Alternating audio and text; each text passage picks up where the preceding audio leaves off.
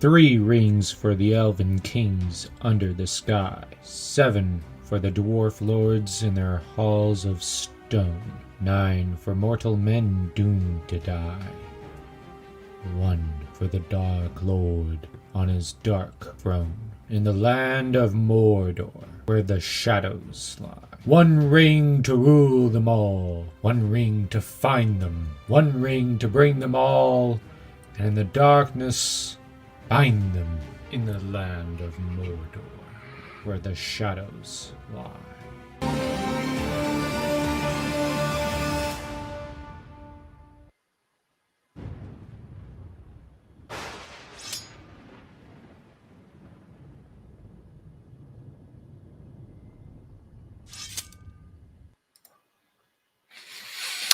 Hey, Internet! It is Matt here, along with the brothers Arda, who I think are having some connection issues at the moment, but they are here with us in spirit at least, and hopefully as they catch up, they can join in with us here. But yeah, so today we're talking about Fellowship of the Ring, Book 1, Chapter 6, The Old Forest. I'm gonna bring in a thing. Oh, I think I hear you there for a second, sir.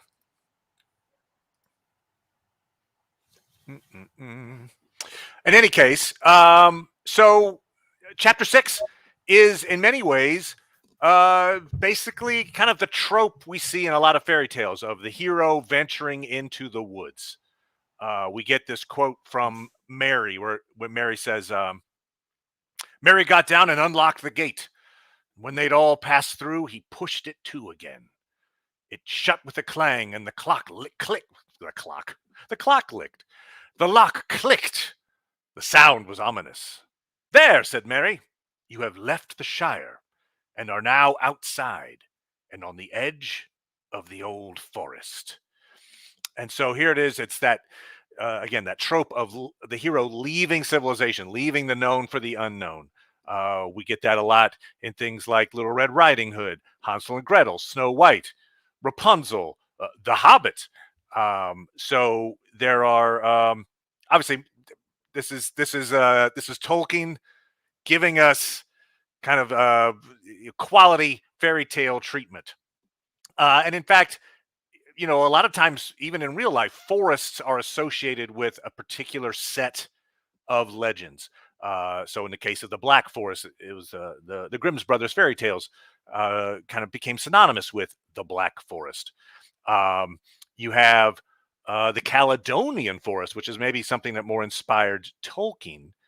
And that forest basically inspired a lot of Arthurian legends. Supposedly one of Arthur's 12 battles was fought in the Caledonian Forest. And I'm actually adding our brothers to the stage here. Can you hear me, gentlemen? I think they're maybe still having a few issues. I'll let them chime in when they get the chance. We've been having some internet problems. Yeah, you're still breaking up a little bit, unfortunately. But come on, Canada, crank up the interwebs. Mark, it is great to hear from you. Yeah. So I assume you're saying you actually have ventured through the Black Forest. Is that true? David, good to hear from you. Awesome. But yeah, actually, I think I was in the Black Forest way back as a little kid. I just remember going, and there was I don't know, sort of like a tender of the forest. I forgot there's a specific name for it. Maybe Mark would know the answer to that.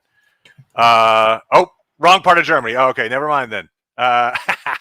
Just okay, anyway. But yeah, so it was, what I remembered about it was a lot of very tall hardwood trees and very little undergrowth that had been really well tended. And then the deer were just walking around completely unafraid of humanity because they had no reason to fear humans, basically. And it was a very tranquil, blissful thing, unlike what our hobbits had to go through in this particular chapter.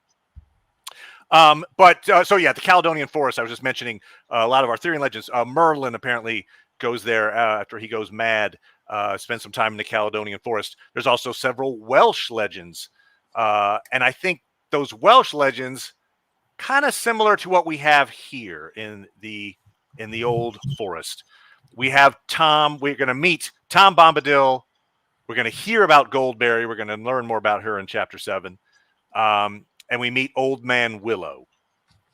And these all feel like it's like the old forest is a realm in a way of some oh, very good. Yeah, exactly, David. Of elder gods, of perhaps like a Celtic mythology. I think you could make a really strong case that Tom Bombadil is somewhat like the Green Man from Celtic mythology. And we'll talk more about Tom Bombadil and his origins and what he may or may not be in a little bit. Also, though, I'm a little torn because obviously chapter 7 is in the house of Tom Bombadil. And then we have the Barrow Downs, and I don't want to necessarily, basically repeat ourselves when we get back to chapter 7.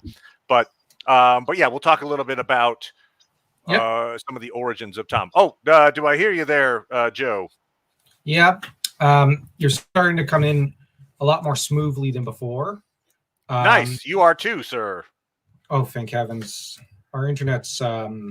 Hopefully I'm not breaking up. You're not. I hear you loud and clear. The interesting thing about the whole idea of the Green Man and whatnot is that I know a lot of people like to push the Celtic element in Tolkien's work, but ironically, Tolkien was surprised when people pointed out the Celtic side of things in one of his letters, as he pointed out that he was mostly looking more at Anglo-Saxon. But I think Tom Bombadil the idea is supposed to be Celtic, rather than the more Anglo-Saxon typical stuff. One might. I got you. You know what I mean? Yeah. But there is something of Loof, I think it is. I hope I pronounced that right. Lear in Tom Bombadil. There is also, I would argue, something of Rapunzel as well in Goldberry. So, like, she's certainly like a water nymph or a water fairy of sorts from Celtic myths, but she's also got a touch of the Germanic. And Old Man Willow, of course, that's Celtic. At least that's how I kind of look at it. And what's interesting is we do get. I mean, we'll jump to Tom Bombadil since he is obviously a major focus of this particular chapter, and is such a, as I'll read here in just a second, a deliberately enigmatic character. But from Tolkien's letters, he's asked about Tom Bombadil, and it's fun. This little bit he writes here is where he's talking about people like us asking him all the time to, like, hey, what's the backstory to so-and-so? And so he says, as a story, I think it is good that there should be a lot of things unexplained, especially if an explanation actually exists, which is perfect for Tolkien. And I have perhaps from this point of view erred in trying to explain too much and give too much past history. Many readers have, for instance, rather stuck at the Council of Elrond. As we know, the Council of Elrond is where a whole bunch of backstory gets given. And even in a mythical age, there must be some enigmas, and there always are. Tom Bombadil is one intentionally. So this is Tolkien saying, you're not supposed to know all of the backstory to Tom Bombadil. He is supposed to be an enigma. He's not supposed to fit into a nice little box. And I did that deliberately. So I think that's some fitting text from the author himself. But interestingly, too, we know that Tom Bombadil existed before the Lord of the Rings. So there's a book called The Adventures of Tom Bombadil. It's got a poem called The Adventures of Tom Bombadil, and then several other poems. And Yep. these were all written before Lord of the Rings. I think also before The Hobbit. And so, what was I? I've got a little quote from there. It's interesting how Tolkien fused different stories of his, like The Hobbit, Tom Bombadil, the Silmarillion, into one in the shape of Lord of the Rings. Yeah, exactly. So he had this built, he'd made this little world. In fact, the poems that he writes in The Adventures of Tom Bombadil mention Goldberry, mention Old Man Willow. So it's not just a name, it's actually this little culture, this little mythology. And he decided, I'm going to put this as part of my hero's journey. He's going to journey through this realm. And so, what is it? So I have this is a quote from The Adventures of Tom Bombadil. Tom Bombadil existed in fiction before The Lord of the Rings was conceived. His name was given first to a Dutch doll, a toy made of jointed wooden pegs owned by one or more of Tolkien's children and dressed exactly as Tom is described in The Lord of the Rings. And as Tolkien did with other toys in his household, he put Tom Bombadil in the stories. And that came up, I think, last time we were talking about Bingo Bear. I had mentioned this also in my Christmas letters bit, but Bingo Bear was a teddy bear owned by Priscilla Tolkien, and Bingo Baggins became the name of Frodo originally. What I love is how Tolkien put in, basically, we can tell Lord of the Rings and The Hobbit, and even Silmarillion to an extent, were created, yes, to an extent for England, as he later said, but also specifically for his family, for Edith and the children. And I think that's one of the most moving parts about Lord of the Rings and The Hobbit and Tom Bombadil and the grandfather letters. You can see the family man, the man who loved his wife and children. It's one of the most beautiful things in this legendarium. You know, interesting little, it's somewhat connected. It's not connected to Tom Bombadil per se, but to the naming conventions that Tolkien had. So I did a video years ago, actually, on Malbeth the Seer. Really fascinating character from Lord of the Rings. And I got a comment on that video, and a really fascinating comment. And so the comment reads, short bit of family history. Tolkien was my grandfather, Lawrence Fawcett's tutor at Oxford after World War I.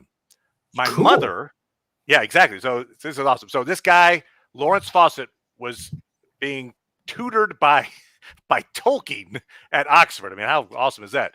Anyway, so this guy's son, Lawrence's son, who is the mother of the person who's writing to me here, his daughter's name is Mariel Fawcett McEwen. Full name, Mariel Elizabeth. She was called Malbeth as a child. Tolkien collected names he liked, and my mother became Malbeth the Seer. So actually, Malbeth was somebody that was the kid of one of the people he was tutoring, and he took that name and used it in his works. So anyway, he used amazing. What he saw, is my point. Cool. Yeah.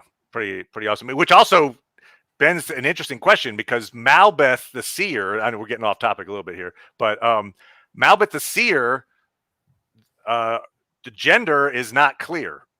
And so this might imply that Malbeth is in fact a woman as opposed to a male. But anyway, just to say. But yeah, so obviously it's a very popular topic on who is Tom Bombadil, what is Tom Bombadil. And as I mentioned, Tolkien preferred to keep it as an enigma. But I have a few different things to bring up on this, but I know I've been talking a bunch. What are your thoughts, sir, on Tom? You mentioned that maybe it has the Celtic connection. Yeah, and I already said when I had fought Loof and Lear, and a bit of that kind of idea. Whereas Goldberry is the one who I find very interesting, as there's a mixture of Rapunzel and the Germanic golden-haired, flaxen-haired princess mixed in with the Irish or Scottish, well, / Scottish, because the Scots and the Irish really share the same mythology to a large extent, or fairy lore. And they're basically river fairy type of thing mixed together with the Germanic fairy princess. Well, fairy story princess, I should say, with Rapunzel and whatnot. and I know that's a weird thought to focus on Rapunzel, but it's just Rapunzel we imagine to be golden haired and whatnot, and it's just like I said, I think there was a mixture in there of Celtic and the Germanic that it may not have been conscious on Tolkien's part, because Tolkien is part English, part German in a way, like through For sure. Yeah. yeah, and most of the English are more Anglo-Saxon, that is to say, descended 1,500 years ago from Germanic invaders into what we now call England.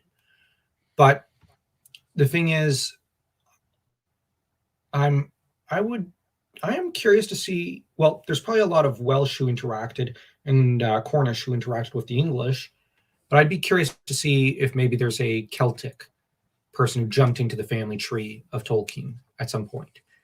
As a lot of these, the strange thing about a lot of these sort of stories is that a lot of your own cultural background or familial background leaps into your stories a lot when you're a writer or an artist. So, like, Tolkien is very much English, of course, but Goldberry has an element of the Germanic, of course, because he was a Germanic man, but also a bit of the Celtic. At least that's well, and of course the land around him, right? I mean, in England, you have this. Oh, hey, GG, awesome to have you in the chat as well. Because if you watch any archaeology show, I'm partial to Time Team, but anyway, archaeology show about Britain. There's always like it'll be a Bronze Age fort on top of underneath a Iron Age hill fort, which is underneath a Roman fort, which is underneath an Anglo-Saxon village, and like so, he was dealing with a lot of Celtic and Anglo-Saxon and Roman influences, just walking around, the countryside, and so. Yeah. And what's interesting about Tolkien is he was very conscious of these influences and factors that created England. Yeah, Fionn just mentions he apparently did a lot of research into the various folklore of both the British Isles and Europe in particular. Yeah, I would. Yep. And his son was who helped, I would argue, kind of proofread, edit all of Tolkien's works. Christopher was a Francophile and an expert on French folklore and literature. And when we get to Moria, there was some. Well, when we get through when our heroes are walking through the remnants of Eregion, we'll go into some of the stuff where Tolkien's professional life led him to some interesting inspirations, perhaps for Eregion in particular. But yep. Here's an idea. Here's an interesting little concept for Bombadil. I almost see a little bit of, and again, this isn't a 1-to-1 correlation, but I see a little bit of Orpheus in Bombadil. I get it. I see it. Yeah. Obviously, they're both musical in nature. They both seem to be able to cast spells through music. They both are able to put people to rest, calm them, put them to sleep through music. Bombadil, we'll find out in the Council of Elrond chapter, the chapter I mentioned. He is called Yarwine Ben Adar by the elves, which means oldest and fatherless. Well, the root for Orpheus, Orphanos, it means fatherless. And so there's a little connection there with their names. Also, we have the fact that he goes in the Barrow Downs. He's going to go under the earth into the netherworld, let's say, and bring back other people, at the expense of those who are trying to hide. Of course, when he brings back Eurydice, he doesn't quite work out that way, but he does his best, and he does a great job at it. He gets 99% of the way. And Eurydice is a nymph, and I think Goldberry being like a water nymph, I think that relationship holds as well. So a little Bombadil Orpheus combo there is what I'm going with. Yeah, and Tolkien was raised in the classics, far more than a lot of people are today. And in this regard, there's a lot of Greek mythological influence, but also on top of the Norse sagas that influenced him. But as to this chapter, just so that we finally get to the events of the chapter, we have, oh, wait, Earwine to lead. Yeah, to. Yep, Guide Ben from Old Welsh. Penny Head, Chief, Apex, Edar. Birds fly. Well done, David. Thank you so much for you're going to be our linguist for the day. I appreciate that. All right, you'll be our Tolkien for the day, David. That's right. So, good on you, and thank you so much for volunteering. Now, I'm joking there. Now, this chapter starts with Merry waking Frodo and Fatty up, and not doing so exactly as gently as, say, I've woken up Dan in the morning some days. Just saying. Mary's pretty obnoxious here. And he needs to be, because Frodo sleeps like a rock. And there's a little fun fact that we find out here. But Mary now is quick to get them to, get on their feet, and explains it's 4:30, and that Sam apparently has been already hard at work on breakfast. This would be their first breakfast of the day. There should be about 2 to 11 more to go. 11sies. Yeah. And of course, the 5 hobbits at 6 o'clock, shortly thereafter. So hold on, we're 4:30, and then at 6 o'clock. I wonder what they were doing in the meantime. Probably eating. And That's Fatty, yeah, they get ready to start, and Fatty ends up still yawning. Thankfully, he's probably going to be able to go back to sleep soon, because the rest of them are leaving, specifically Mary. So he's not going to be bothered soon. And of course, you have Mary, who prepared a passage for them through or at least through the hedge or near it. And they goes, from what I'm reading here, sloping gently down into the ground. And it's at this point, at the beginning of this path, that Fatty tells them, well, see you guys around. And he says, I only hope you will not need rescue before the day is out, but good luck to you, today and every day. Now, naturally, Frodo reminds everyone that Gandalf will be hurrying along the East Road and hopes to be back soon. Well, from what his quote says, we shall soon be back on it and going as fast as we can. Goodbye. And yeah, so this is where Frediger basically writes himself out of the story. Yeah, I mean, he's got more to do, and he's actually, we'll see more of Freddy. But it's just funny that, like, he is right here saying goodbye to, just in a meta way, some of the most famous characters in literary history. And he's like, yeah, you guys go get famous. I'll stay here. Enjoy your travels and all of your well-earned fame. And so he actively chooses to stay behind. So good on him. Well done, Freddie. What's so interesting about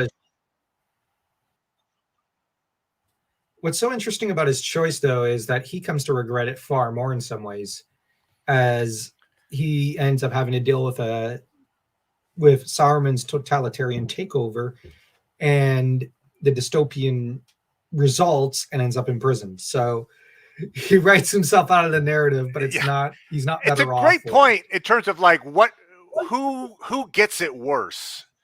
I think just because of the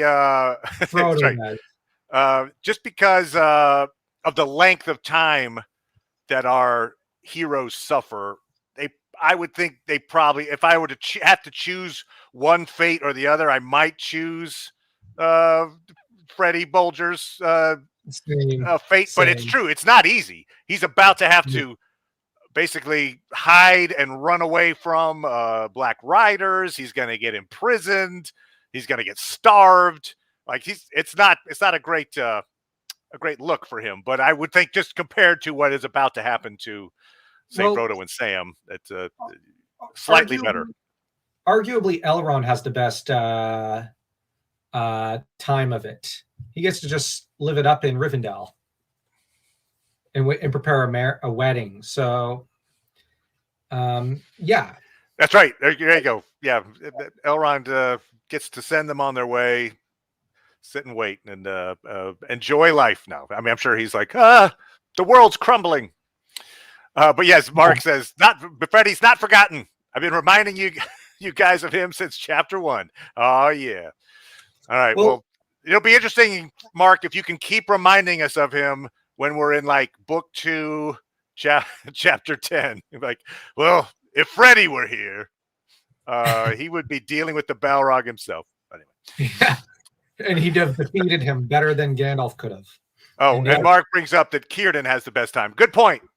Okay. Now that I think about it, Elrond has to plan a wedding, and those are a terrible thing to plan, I'm told. So Elrond's got the worst fate, followed by Frodo, Sam, Merry, and Pippin. Then we have Freddy, and then we have Círdan. I'm joking. To any wedding planners or people planning a wedding, I'm teasing. It can. Jackie and I got married here in Chicago, and we planned a big to-do at the Blackstone Hotel, very historic hotel here in Chicago. It was a thing. It took some time. I'll put it that way. Oh, okay. So there you go. I feel for Elrond. There you go. But yeah, okay. So sorry, sir. Continue. Our heroes are now entering the forest, as heroes do. The Old Forest, which apparently, by coincidence, is the title of the chapter. I'm joking there as well. But what's interesting is how, now once again, the term here to describe the forest is, but the forest is queer. And it's not used in the modern... Sure, it's not a slur at all or anything like that. Yeah. Well, I was going to say in the modern context of homosexuality, but rather in the old definition, which is weird or strange. And the forest is very strange. Well, anything connected to Tom Bombadil is very strange. And they end up going along a path that leads to what they term the bonfire glade. And this is very important. Yeah. Yeah, which is but all right, I'll just quickly go over it. A bit of the lore here. The trees, now I'm going to read from the dialogue here. They do say the trees do actually move and can surround strangers and hem them in. In fact, long ago, they attacked the hedge. They came and planted themselves right by it and leaned over it. But the hobbits came and cut down hundreds of trees and made a great bonfire in the forest and burnt all the ground in a long strip east of the hedge. After that, the trees gave up the attack, but they became very unfriendly. There's still a wide, bare space not far inside where the bonfire was made. Yeah, so that, here we see, I mean, I know they say the trees, if you read that sentence, it says the trees attacked, but then it says they came right up to the hedge and planted themselves by it. So what I get out of this, I'll call it a feud between the hobbits and our trees of the old forest. The hobbits decided to define where the forest was going to end with this hedge. They made a hedge, and then they made their town.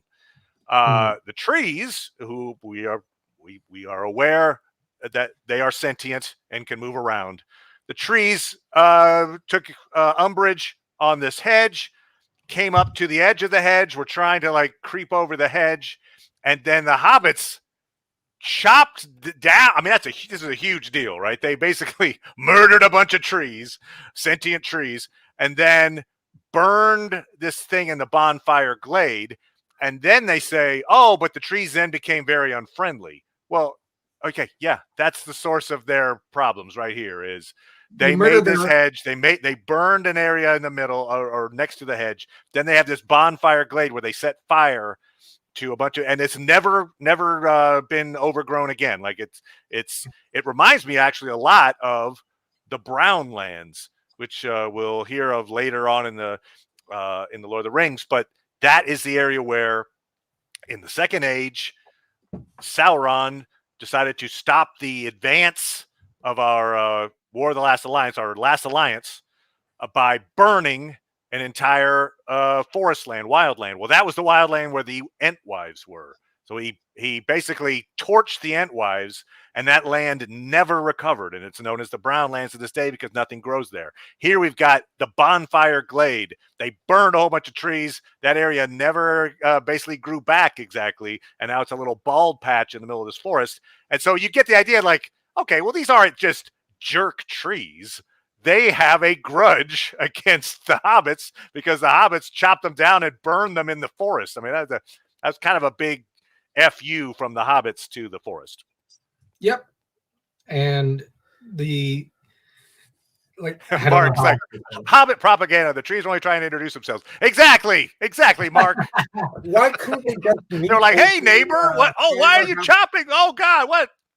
Why couldn't they meet halfway and over a fire and roast marshmallows to talk peace? Right. Oh, wait, maybe that's where it all went wrong. Because you need trees to start a fire. Yeah. So when Fredegar is like, oh my God, the forest, oh, it's so terrible.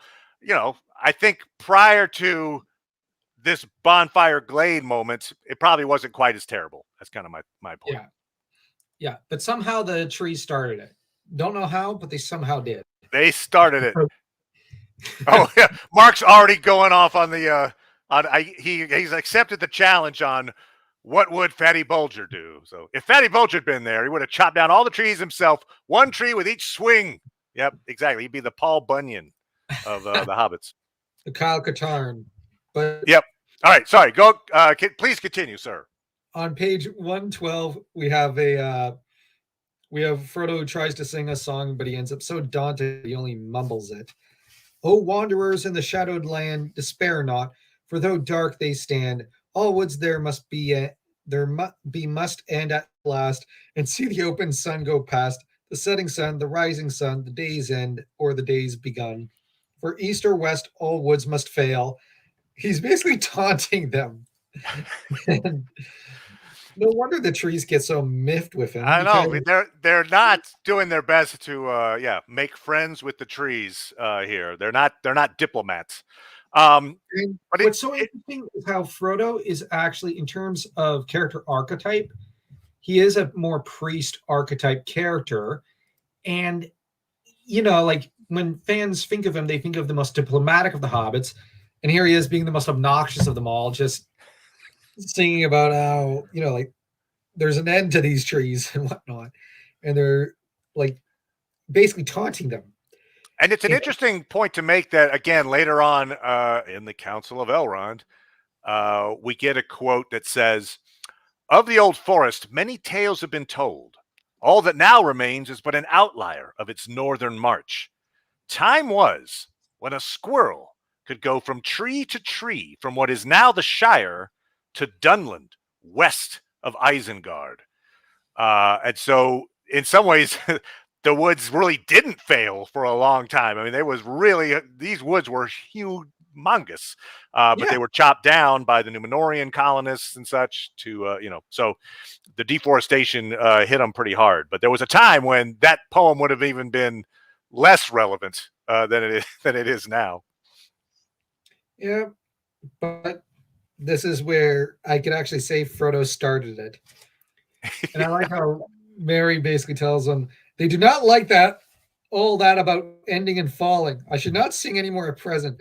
Wait till we get to the edge, and then we'll turn and give them a rousing chorus. It's funny how Merry's telling him, shut up. Yeah, why don't we not count our our chickens here. Why don't we get out of here first? Then we can do the taunt as we leave. Yeah, and what's funny is that in the movie, Mary is portrayed as an imbecile, but in the book, as Girl Next Gondor has so rightly pointed out several times, in the book, he's the most experienced of the hobbits in some ways as far as travelers go. And I would argue if this was D&D or something, he'd be the highest leveled of the four, but probably at like second or third level. But the thing is, he is the one who, he knows the way to an extent better than the others. And so it's really fitting that he should be the one to tell Frodo, shut up, pipe down. We're not, are you trying to, you're trying to get us killed. Thank you. Yeah. Nice job, moron. And I mean, in Frodo's defense, I suppose he knows this poem. I assume he's not just making it up whole cloth. And it's a poem that maybe he knows that he would sing to himself when he's feeling low confidence, to remind himself, hey, when you're in bad situations, they have an end. So if I could just get to the end of this thing, I'll just remind myself about it with this little mnemonic device. But since he's actually saying it out loud to creatures that can hear him, maybe that's counterproductive. Yeah, it's the only time we see Frodo act like Philip J. Fry or something. And I'm sorry, but it's the only time he acts like this, at least in my opinion. Usually Frodo is very wise and level-headed. But they end up along the, I believe, all right. No, they're running down gullies, it said, into the Withywindle, which is one part of the forest, as there's a Withywindle River, I believe. Let's see. It's the Withywindle Valley, which is at the heart of the forest, and there is a Withywindle River. Yeah, I just pulled up a little map there that kind of shows a little bit about what's the Withywindle running through the old forest. They're trying to stay to the north side of the forest, and the north side of the Withywindle. But it doesn't really work out that way, as the forest basically shuts them around, guides them toward the river. And this is where I'll actually say something weird. There's almost a horror-esque element to that. And that's the thing. Oh, in the movie's defense, during the night scene, Merry takes charge and leads to the ferry, and he has to want to wear how long the Nazgul would have to take a detour, if I remember correctly. Yeah, it's just the movies tend to fuse him and Pippin into this weird symbiotic. Yeah, they put them together as like they're clowns of sorts. But yeah, he's a little less clownish in the books than Pippin would be, I would say. Yeah. Although Pippin, we have to remember, is also a murderer. He murdered Gandalf. I'm joking. But, that's right. No, he's the true mastermind of. If Thomas was in our chat, he would remind us that Pippin is in fact the mastermind behind all the events that occur in the Lord of the Rings. But yeah, okay. So yes, the Withywindle, which interestingly too, you start counting up the water imagery for Frodo. A lot of our plot through Lord of the Rings progresses around water. Crossing the Brandywine, which he did in the last chapter. Not crossing, but getting near the Withywindle and having the issues that brings about. The Ford of Rivendell, crossing the Anduin, traveling down the Anduin. The Forbidden Pool in Ithilien, the Watcher in the Water, the Mirror of Galadriel, the Phial of Galadriel, sailing west. Anyway, there's a lot of water imagery that surrounds Frodo and his events. On that note, I saw a meme on Instagram, and it had a different route that they could have taken and said they could have just sailed to Mordor. Why didn't they? And I remember telling Dan, well, it's because all the ferry companies are too expensive and were owned by the French. And Gandalf was a cheapskate, and he didn't want to pay the overpriced ferries. It's true. The prices overcharge everything. Fatty Bulger probably could have, gotten a ferry and ferried them across just fine. But no, did they ask him? No. Mark will tell you. But anyways, as for this story, the horror element here lies in that the trees are alive and are guiding them to the heart of the forest. And I would argue there's probably a horror novel out there with this kind of theme. Definitely, yeah. I mean, it feels a little. It reminds me of Evil Dead. Okay, yeah. As the trees come alive and become part of the force against Ash, I think it is. And there's an element here of that kind of horror because you don't want to mess with a tree that's alive and that might have homicidal tendencies, especially if you're seeing about there being ending and falling. Well, Blair Witch, that movie had a lot of, our people get lost in the forest, and there's a sense that the forest has intentionally gotten them lost. There's a witch in the forest that basically moves the trees around, so they're like, "Where's the river?" And we're supposed to go to the river, and they can't ever get there. Similar idea, I guess.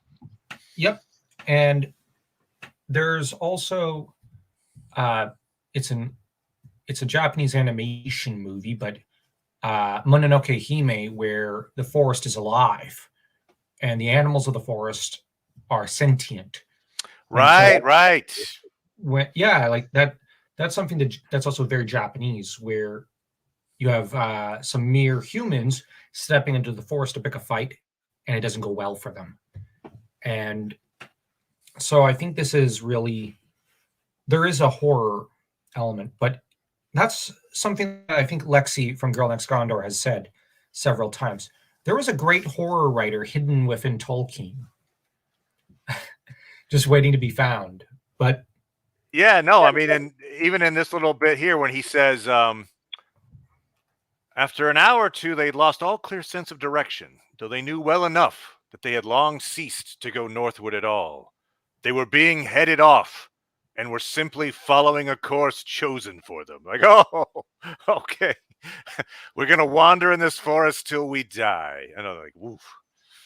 Yeah. And the temperature starts to skyrocket. Arguably, the humidity is probably shooting up, which I do wonder, is this a humid or a drier area? Maybe. I don't know. It's got, I think, a lot. I would think it's probably a little humid. I'm guessing it's kind of like an old growth forest that's but, or is it that it's supposed to be dry, but the trees can affect some of the environment and are making it more humid? Is that what's going on? That's a good point. Maybe it's just like it's that heat and humidity. I grew up in Georgia, where the first year that I lived there, we had a summer where there were 40 straight days where it hit 100% humidity and it never rained. And it was like, it's like your breath felt like you were breathing through jelly. Anyway, but yeah, so I'll assume that it's humid and hot. Yeah, I was just wondering. Good point, Fionn, about some of the things he only merely hints at are terrifying enough. Agreed. Yeah. I'm just thinking, if these trees can affect their local environment together within the forest, I got you. Collectively, like engineer the temp or whatever. Yeah, that's what I mean. If that's the case, no wonder they're able to so easily dispatch Sauron. But they are, I wouldn't want to mess with them. But on the other hand, I wouldn't also want to, sorry if I keep going back to it, I wouldn't want to sing about them falling. Well, and I guess to mention, when I mentioned how a squirrel could stay above the ground from the Shire to Dunland back in the day, that also strongly suggests that Fangorn Forest used to be connected to the same forest as the Old Forest, which is potentially a reason why you have sentient tree folk in the Old Forest and then sentient tree folk in the Fanghorn Forest, that there is a connection. I would suggest that these are more like Huorns than Ents, but yeah, basically those cultures were at one point in the same ecological realm. And on page at least 116 of the Red Book edition, we have the hobbits who start to feel sleepy. And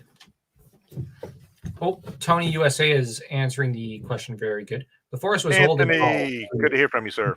humid and with drizzling, probably slashy mud. Good point. That answers the question perfectly. Sorry for the folly of pondering. So in U.S. terms, kind of like Portland. That's what you're saying. It sounds like with those old wood trees, but it's just rainy all the damn time. Anyway, I'm sure you have a Canadian equivalent, good sir. Plenty. Plenty. Most of Canada is basically just old forests and old trees and old mountains. Do you have a particular little central some forest that's got its own legends to it that could be an analog in some ways for the old forest up in Canada? Well, probably more on the East Coast where a lot of the Celtic people are, and and over in Quebec, there's a lot of more folklore about Jean wandering into old forests to save a princess or tricking someone and having to become a king. The Jean legends are very popular in the French maritime area. I've actually seen something in trivia stuff where there's a forest in Quebec where at certain times of the year, it looks like the ground is breathing. And it has to do more with the wind and the way the roots are set. But it looks like an aspect of the ground lifts and goes back as if it's breathing. There must be a lot of old legends about that. Yeah, that would certainly spawn some legends for sure, I would think. But like I said, most of the folklore in Canada is all in Quebec or in, I think, Newfoundland. So, and when I say Quebec, I mean the Quebec major, like Labrador, Acadie. What's its name in English? Acadia. There's New Brunswick and Nova Scotia. New Brunswick, that's its name. Sorry, in French we tend to call it Acadie because it. Anyways, long story. In Quebec, like that area is very French, so there's a lot of old. No, that's awesome. Quebec. You're right. There's a strong connection even to the people that were making such legends in the British Isles. So that's awesome. Yep, and we'll add to that when I say Celtic, I mean like Irish, Scottish, French. They're all right. Celtic. I got you. But I think for the one thing that also gets me at this part is that as the hobbits are starting to get a little sleepy, one of the trees, where was it? It's a willow tree that ends up described in a certain way, and it's where Frodo looks up at a tree and he lifted his heavy eyes and saw leaning over him a huge willow tree, old and hoary. And this sounds like it's almost describing a grandfather or something, or an old man. And the paragraph goes on to say, enormous it looked, its sprawling branches going up like reaching arms with many long-fingered hands, its knotted and twisted trunk gaping in wide fissures that creaked faintly as the boughs moved. The leaves fluttering against the bright sky dazzled him, and he toppled over, lying where he fell upon the grass. Now, right here, it's almost like a looming, shadowy figure that seems to be menacing him. This tree does not sound friendly at all. No, and its position along the Withywindle, we're told that this is the center, in some ways, of this forest power is the Withywindle, and the fact that Old Man Willow, as we're going to figure out his name is positioned here, suggests that Old Man Willow has some kind of a, I won't say he's the ruler of the area, but perhaps he's the tree beard of this particular forest. But a lot more menacing in some ways. Oh, well, certainly. You're right. Yeah. Treebeard, much more beneficent than our Old Man Willow. But I'm just saying in terms of like, there's this one imposing ancient tree that seems to run things. I think perhaps Old Man Willow fits the bill. Interesting little thing I learned looking up, getting ready for this chapter discussion. In biography, Humphrey Carpenter wrote that Tolkien once said that the idea of Old Man Willow shutting someone up in a crack probably came in part from gnarled trees as distinctively drawn by the illustrator Arthur Rackham. And so I actually pulled a couple of Arthur Rackham drawings. There's one there.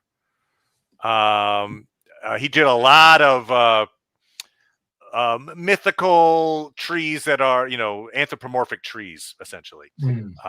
And you can see where here you've got a tree, a gnarled tree, and some fairies.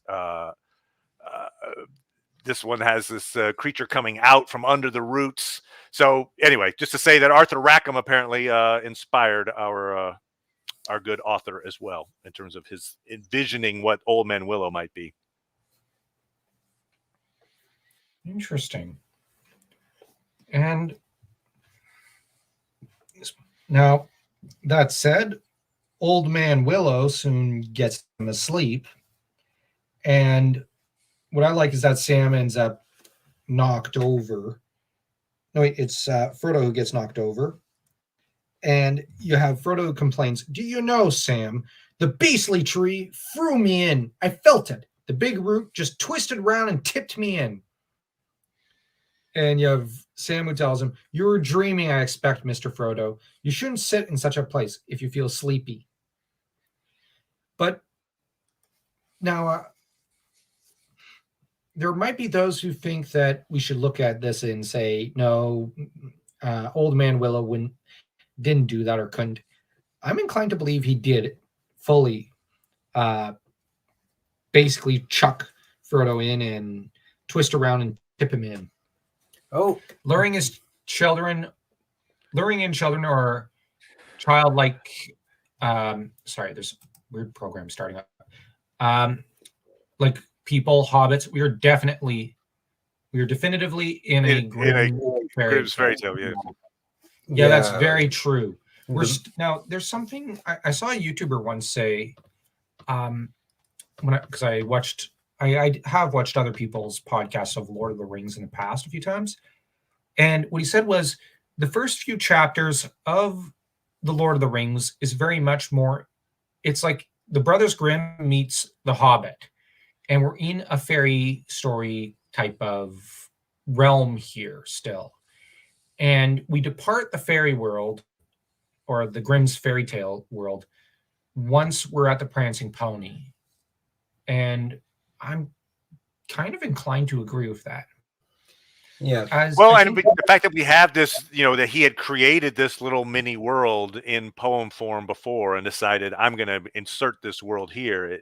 It definitely, it feels like its own self-contained little universe and it is because he defined it and then he put it here and it's anyway. So it worked really well for his particular needs. So and I think good on him.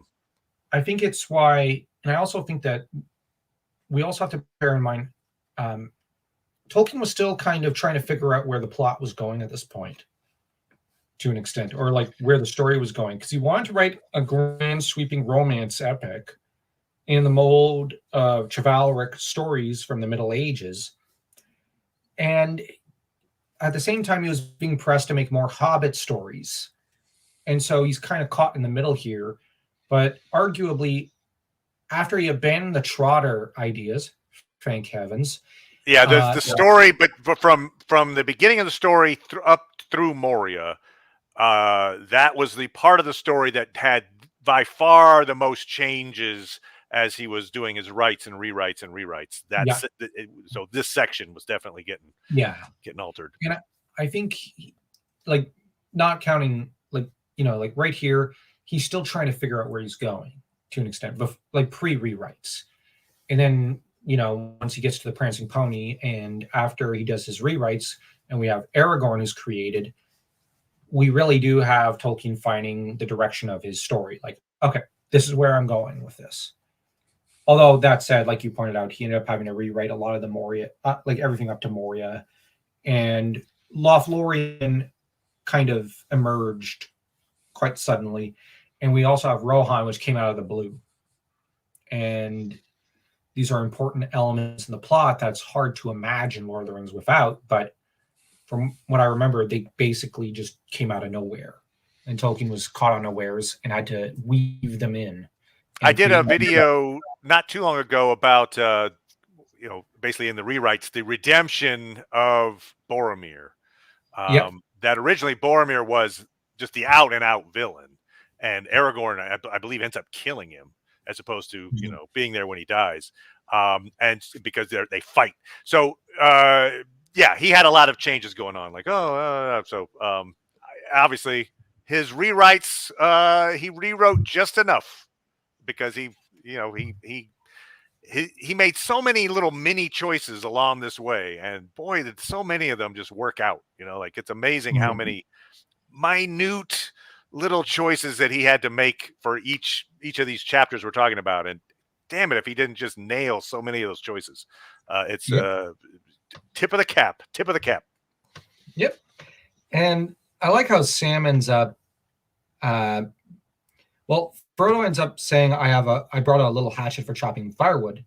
That wouldn't be much use, because Sam's wondering if they have an axe, because Sam springs into action once they realize Merry and Pippin are still in danger. We should give Sam credit real fast. You mentioned that he pulls Frodo away from the water. This is a version of chalk it up as one of the times that Sam saved Frodo. One of the many times. Yeah, but we're seeing this is early on in as he's adding up his I'm going to be saving you for the rest of these books. But because he's also being affected by Old Man Willow and the setting, and he's getting sleepy, and then he does this thing where he says, there's more behind this than sun and warm air, he muttered to himself. I don't like this great big tree. I don't trust it. And so he's the one of the four that is able to overcome the effects and then end up saving Frodo and what turns out to be the group. So good on him. There. He's also the one who resists a certain piece of temptation later on. So right, there's a connection here in terms of literature and literary commentary. Sam seems to be the one of the most willpower, or at least who clings most to his friends in a way, as to give him the strength to overcome temptations. Mr. Drippy has joined the chat. We had just mentioned this a little bit ago, but he's asking, are the old forest trees Huorns? I think that is the most likely case. Yes, very likely. Mr. Drippy. I think they are Huorns that were separated from Fangorn Forest by the deforestation that occurred in the Second Age, and have created their own little kingdom near the Shire. But anyway, sorry, I was just tickling. Yeah, so I interrupted you, and I'm sorry, sir. So you're back. They're setting a fire, which sounds like a bad idea, but yeah. Well, Sam, I would argue, gets a little bloodthirsty. Some of the ancient Hobbit comes back out in him, because I bet those hobbits who created the bonfire glade were probably like Sam. I'm just kidding. There's nothing wrong with a bit of arson. Yeah. Well, a little bit of arson. Never hurt anybody except many people, but yes. Yeah. And so far we have a burglar in Bilbo, a ring bearer in Frodo, and we have an arsonist in Sam. I'm glad they're getting more and more civilized. The only thing now missing is a fairy creature of any variety to appear and interact with the hero for good or ill. Who knows? I hope for either an old granny or a mysterious bearded guy. Yeah, I wonder how this story will progress. Spoiler alert. Yeah. How about an old bearded granny? Yeah, but there's an idea. But the fire goes without a hitch up until Old Man Willow gets mad, and Merry soon starts crying out, "Put it out! He'll squeeze me in too if you don't." He says so. Put it out! Put it out! He's talking to him. Yeah, I mean, the idea of like, oh my God, this tree has trapped our friends in its roots. let's set it on fire. I'm like, oh, I think if I am Mary or Pippin, I might be like, time out. You know, the tree is connected to us, and perhaps if you set it on fire, bad things could happen to us. But as it turns out, the tree does the talking for them. So, yeah. Although, in Sam's defense, you know, he needed to set something on fire eventually. So why not one of these trees with Merry and Pippin attached? But, I mean, David says, I think I read somewhere a folklore with spirits in willow trees. Yeah. Willow trees have, you know, they're associated a lot with sorrow and loss. Of weeping willows, obviously, but there's two things that I saw that they are associated with: grief, loss, sorrow, but also, I guess, because of their nature, that you can cut, say, a branch off of a willow tree, and you could just kind of plant it as is, and it will grow into a willow tree. And so it has this sense of revitalization, of rebirth. So it has that imagery associated with it as well. Maybe Sam should have known about this, because if he had, he might not have tried to set fire to it. But sorry, my sense of humor. Anyways, or maybe it's a will o' the wisp, right, David? Exactly. Yeah. But of course, who should appear but the hero of this part of the story, Tom Bombadil. You know what? You should read the two poems. Well, the Bombadil song. Oh, okay. Oh boy. Okay, let me get to the. Where are we at that time? Okay, yeah. These are some nonsense. It even says that he's singing nonsense, is what it says. It was singing nonsense. Hey dole, merry dole, ring a dong dillo, ring a dong hop along, follow the willow. Tom Bomb Jolly Tom, Tom Bombadillo. There he is, Tom. He's arrived. He's wearing his blue coat. He's got a long brown beard. His eyes were blue and bright. His face as red as a ripe apple, creased into 100 wrinkles of laughter. And of course, he's got his famous yellow boots. So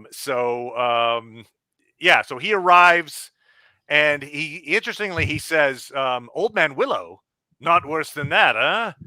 That can soon be mended. I know the tune for him, Old Gray Willow Man. So in other words, he has a song in some ways for controlling the various creatures of the forest, is what it sounds like. Let me pull this one out, which to me is somewhat reminiscent then of the amazing spell duel that we get from the Silmarillion between Sauron and Finrod, where that whole particular tale with Luthien and Beren, much of it is about the power of song, the power of words and sounds, and their ability to create spells, to manipulate the world.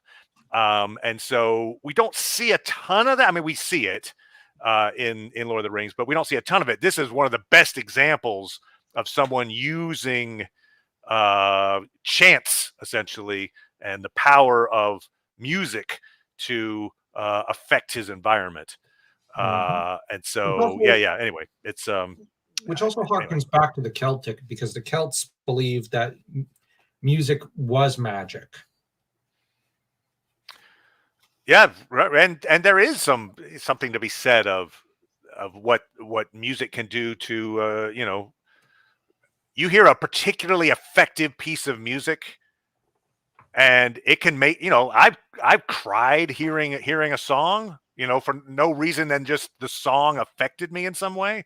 There's that kind of music has power, and so when you put that into a mythological context, it's easy to see that somebody like our good friend Tom might be able to use music to good effect, and he will, as we go through these 3 chapters that he's in. And of course, he ends up shaking a branch at Old Man Willow, who decides to listen to him, probably because he wants him to shut up. I'm joking. Actually, no. He actually is, like you said, it's the work of the music magic of sorts that manages to get him to finally release Merry and Pippin. And yeah, he says, "Poor old willow man, you tuck your roots away. Tom's in a hurry now. Evening follow day. Tom's going home again. Water lilies bringing.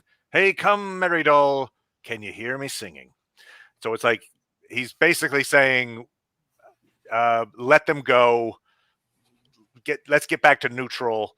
The forest demands it in some ways. Yeah, and of course, Old Man Willow ends up chucking Pippin out from the crack he was swallowed up into, which is pretty funny imagery. I only say it's pretty funny. It's because one almost has the impression of Old Man Willow screaming and "Stay out."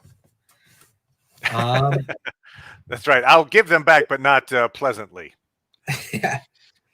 And yes, Vixen brings up the point that in folklore, all trees have spirits. Very true. That there are different spiritual connotations with different types of trees, and I'm sure, and I'm not an expert in the lore on these things, but there are many references to tree. There's alder trees are brought up in this chapter. The fact that he's carrying water lilies home to Goldberry, that has its own special significance.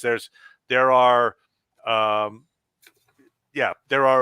metaphorical imagery that is laced throughout the vegetation and the flora of this particular chapter for sure. Well, yeah, and Mark brings up that there was a scene in the extended version of Two Towers with Treebeard, right? They kind of put it more in Fangorn for us in that situation, but they did a version of this where Merry and Pippin were trapped in the roots of the tree. Yeah. What's interesting about water lilies is they're associated with birth and resurrection, and associated, of course, with water, but also they symbolize purity and majesty and enlightenment. So there's a lot more here than meets the eye, as these, I think these are hinting at certain qualities within both Tom and Goldberry, as they both seem much more enlightened, purer, and more majestic in some ways than any other individuals we see within the context of the story. I'll jump to this.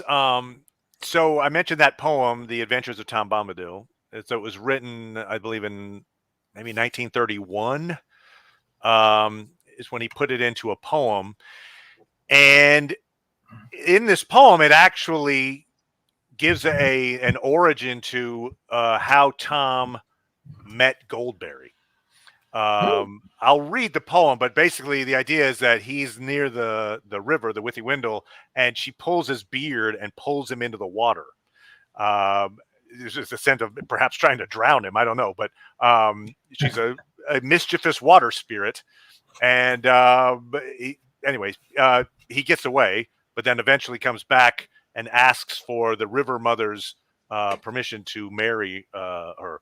But so it says, old Tom in summertime walked about the meadows, gathering the buttercups, running after shadows, tickling the bumblebees that buzzed among the flowers, sitting by the waterside for hours upon hours.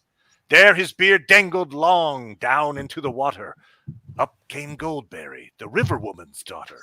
Pulled Tom's hanging hair, in he went a-wallowing, under the water lilies, bubbling and a-swallowing. So the water lilies mentioned there. Hey, Tom Bombadil, whither are you going? Said fair Goldberry.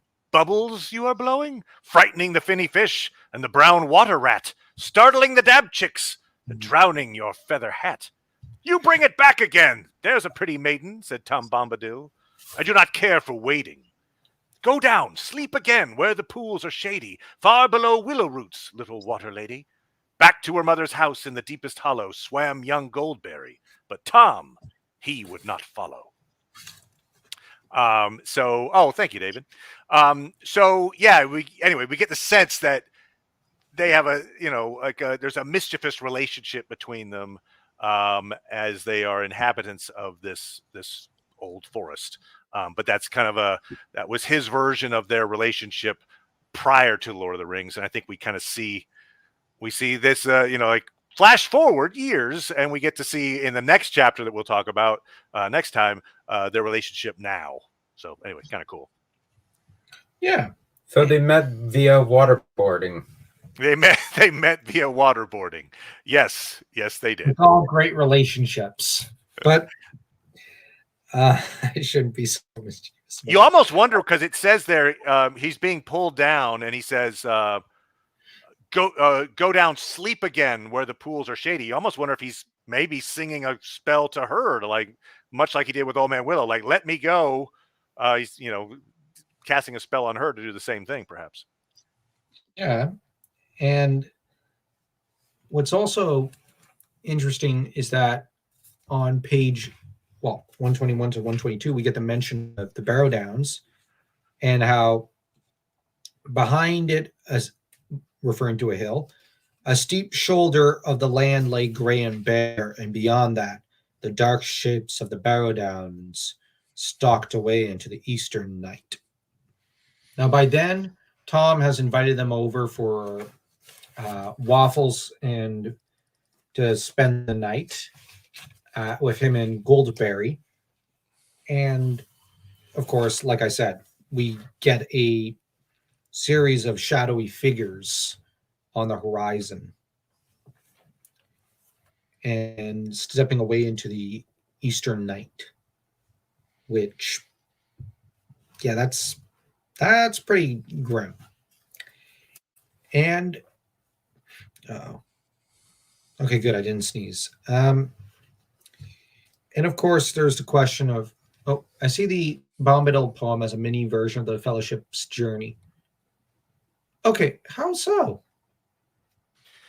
Well, I think he's saying they, in general terms, they they get into a whole lot of trouble. They are rescued by some heroic companions who then aid them in their, but they also have to rely on their own wits. Sam has to rely on his own wits to save Frodo, so there's a little bit of their own self-autonomy, but they are given assistance, and they make it out of this dangerous realm onto a greater fortune. I don't know, perhaps. I've not read the full poem myself, so interesting fact. Well, sorry, I was just okay. I see what you're saying. It says the Bombadil poem. I thought he was talking about the trip to the Old Forest in particular. But, no. Okay. I take it back, David. Yeah. The journey into the forest is a good reflection of the journey into Mordor and whatnot. Now, what's also interesting is how, real quick, the second line of the last song of this chapter, of sun, stars, moon, and mist, rain and cloudy weather. Now, that line, the sun, the stars, the moon, and mists, are all things that keep recurring in Tolkien's Legendarium. You have the sun and the moon, of course, which Tolkien came up with his own legends surrounding those two. You have the stars, which the stars and the sea both play a massive role in the Silmarillion and Lord of the Rings. Well, we kept mentioning the sea, but the stars are interesting because we've not yet seen them play the same kind of role that they do in the Silmarillion yet, but they're a major element in Tolkien's Legendarium.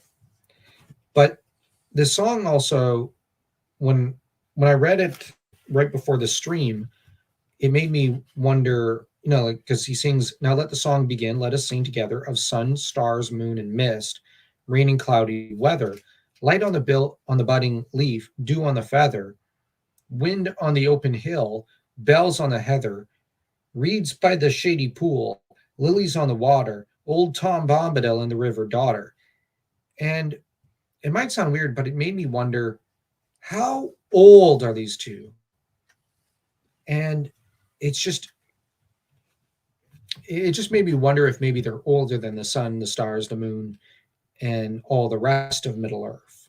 I mean, we are given an idea of their age later, Elrond talking about them in Council of Elrond, they predate Sauron, although that's debatable. Do they predate Sauron like The Maiar? as becoming a Maiar, or is it just Sauron as coming, to Middle Earth?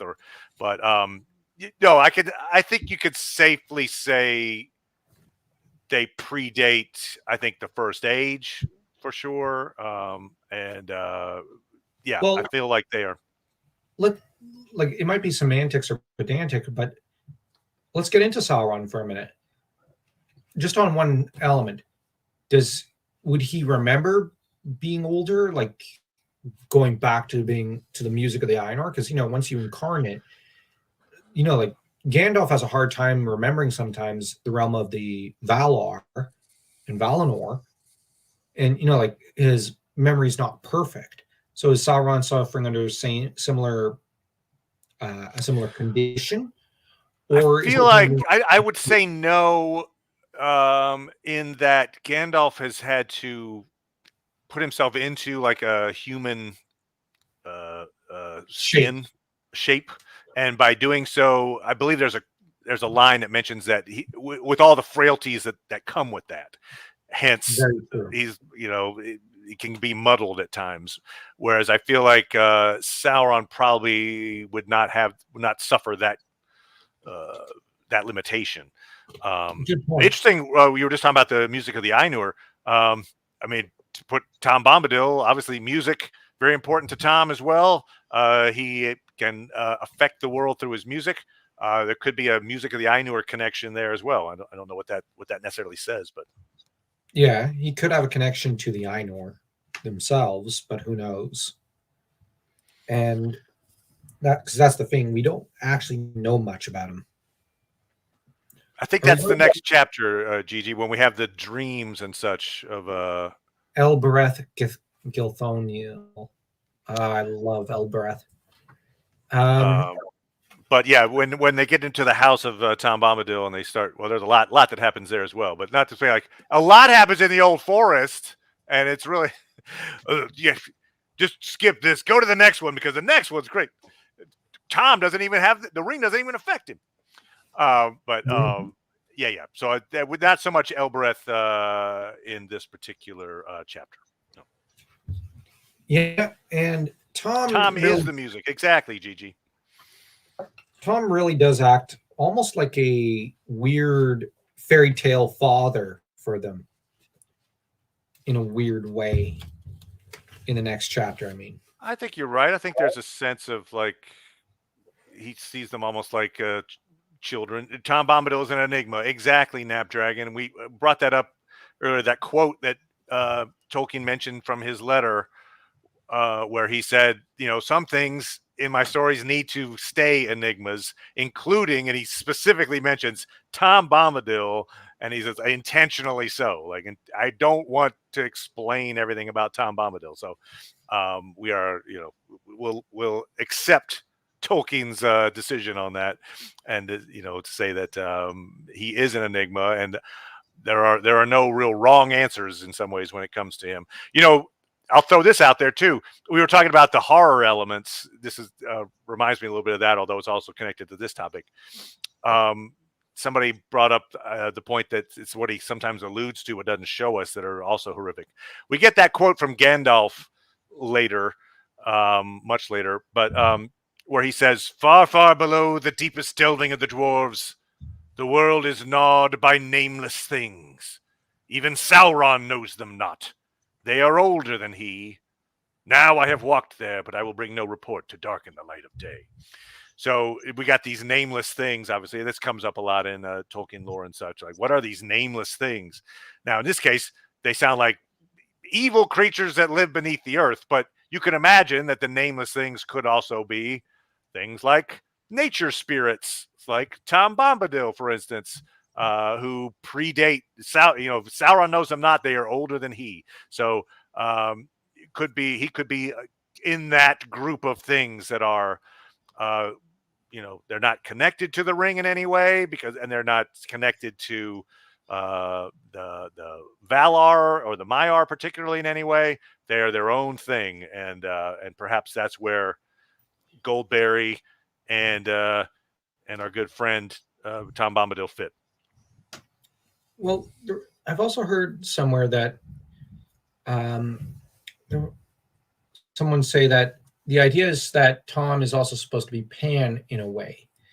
But I think, yes, but he's not Pan himself from Greek mythology.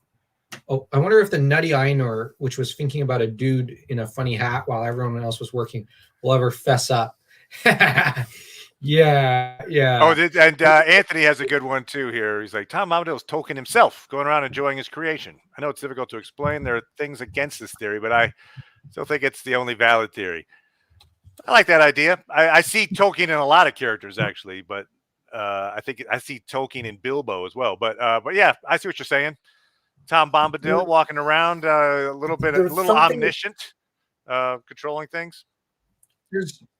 There's I think a few characters who resemble Tolkien. There's Faramir, of course, as Tolkien pointed out. There's Beren. There's Bilbo, as you so rightly pointed out. And yeah, I guess there's Tom. Oh, Tom is Thoth, Hermes, Mercury, Saint Michael. I don't know about Saint Michael, but I brought up the idea that the parallels to Orpheus as well there, but yeah. I like the I think you can make cases. That's the idea. This enigma quality. You can make the case for Bombadil being a lot of these different spirits. I suppose. I see what you're saying. Oh, right. So Vixen brings up the point. If you go with Anthony's idea that Tom Bombadil's Tolkien, that would mean Goldberry would be Edith, which that's a good point. They have this. They're happily married. They have this idyllic lifestyle together, and they live in this kind of pastoral beauty, which was something that Tolkien would definitely aspire to. Yeah, and he's not above putting Edith into the Legendarium. I mean, Luthien is basically the chosen one, or Luke Skywalker or something, of all the Legendarium, and that is very obviously supposed to be Edith. And to put it lightly, he was looking at his early letters, he was very obviously pretty madly in love with Edith and remained so for the rest of his life. Right. Well, on their tombstones, right? They've got Beren and Luthien. Yeah. And there's something to note when it comes, and here's the difference between fantasy and science fiction. Science fiction, you have the aspect of science, which means you have to explain it. Fantasy, if you explain everything about the magic, then where is the magic? Where's the magic of fantasy? I never quite thought of it that way, but that's actually a good point. Even Star Wars, when you look at the Force, it's all explained. Exactly. And the Force, I know a lot of people want to. But the midichlorian thing was actually stated in the Star Wars Episode 4 novel. Lucas always had that in mind. And even with the energy field thing, there was always supposed to be a logical explanation. And Lucas supplied about 2 or 3 in the Episode 4 and Episode 1 novels, as well as in the Episode 1 movie.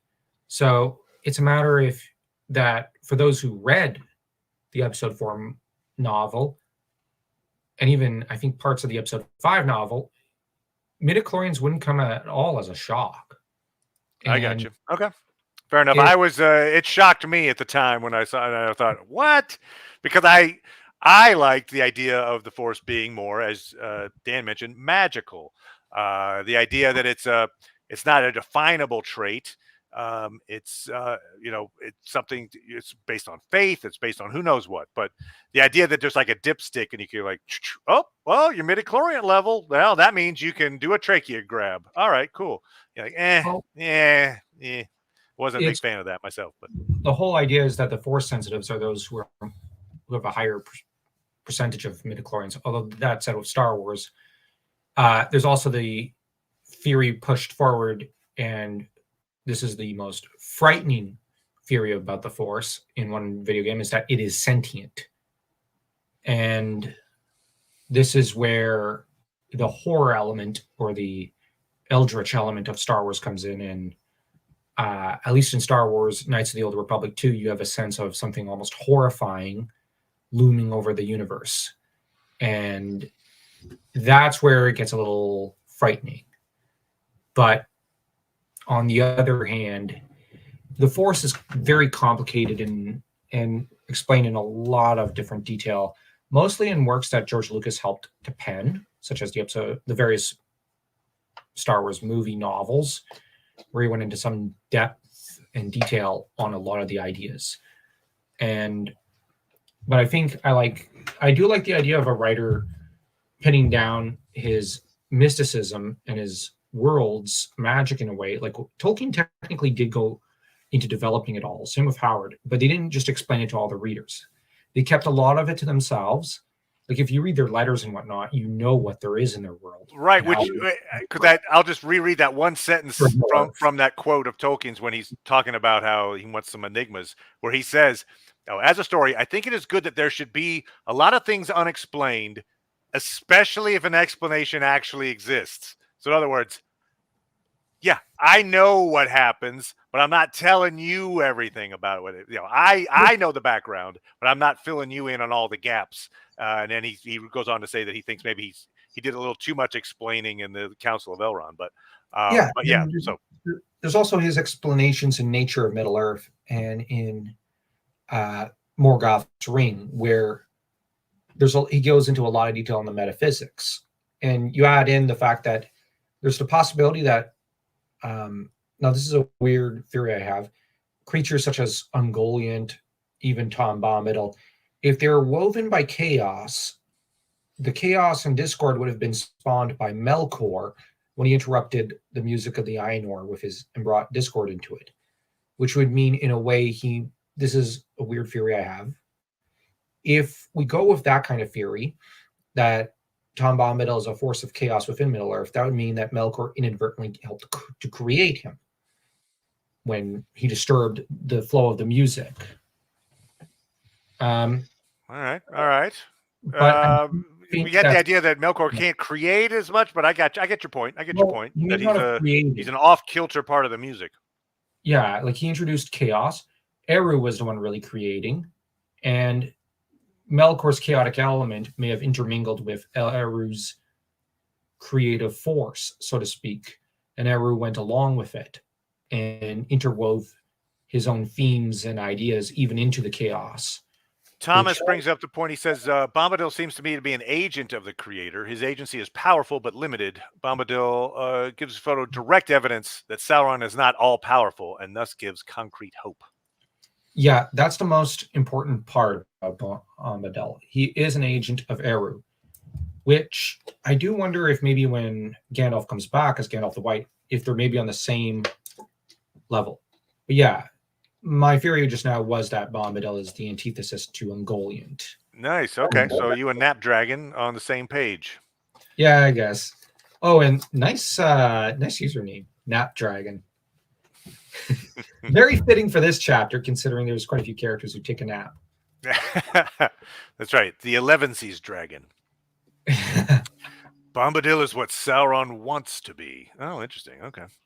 That is an interesting idea. Yeah. Yeah. Well, it's interesting because we're going to find out a lot more about that in the next chapter when when Bombadil is actually talking a lot more to Frodo, and I love the passage which we'll get to when next time when he's just ignoring the ring completely and it has no effect on him, and I get that to mean that he doesn't have human emotions. He's not driven by the lust for power or greed or revenge or anything like that, because that's just not. He's not a human being in that way. And so you can't really you can't affect him in that way. No, positive. I think what's more is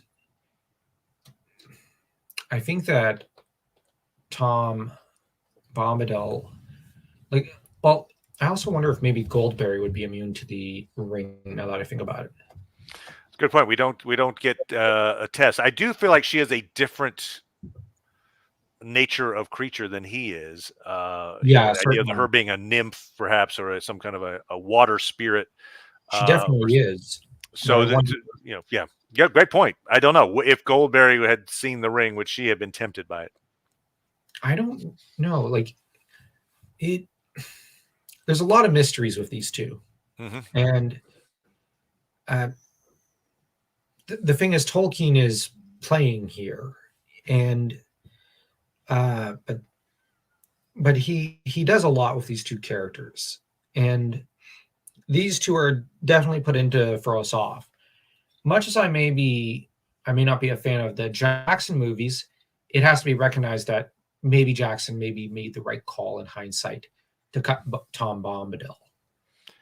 Well, it's a self-contained world, right? We've been talking about it a few times in this chat. It's so self-contained that it is something that you can kind of easily snip out and not lose the through line of the story. But sure, it has resonance, and the fact that there is the sense that after the War of the Ring, we do get a little bit. We hear that Gandalf went back and met up with Tom Bombadil, and they talked about something. We don't know what, but just the fact that so he does at least enter the story in some tangential way later. But yeah, if you're telling the story and you're trying to do the conservation of characters, again, I can understand why he might get the boot. But it is a world building exercise. This old forest followed immediately by the Barrow Downs. It's just this really like, wow, there's a lot to this world that's more than just, hey, Numenor showed up and made some, mistakes, and then they created some realms, and then there was some infighting, and then blah, blah, blah. Like, no, this stuff was all happening before that. And there's a lot going on anyway. So it's the world building aspect of these chapters is breathtaking in some ways. And world building is always the best part about fantasy, and I say that both as a writer and as a reader. It's my favorite part. And the thing with Tolkien is that what I'm really looking forward to here is that those a few chapters away when we get to Strider, because I really do love Strider. All right, the play Comus. Yeah, so David says he's been researching Bombadil for 2 months. Well, yeah, there you go, David. I